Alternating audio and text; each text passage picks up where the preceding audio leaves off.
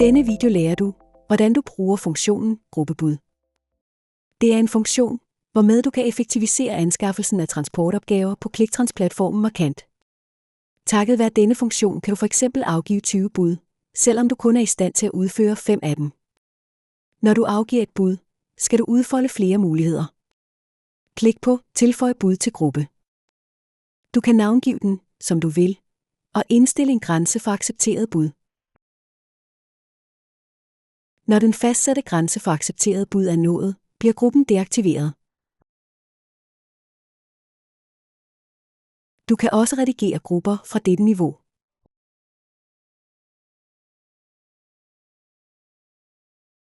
Du kan også tilføje eller fjerne bud fra grupper fra kontrolpanelet under fanen Mine bud.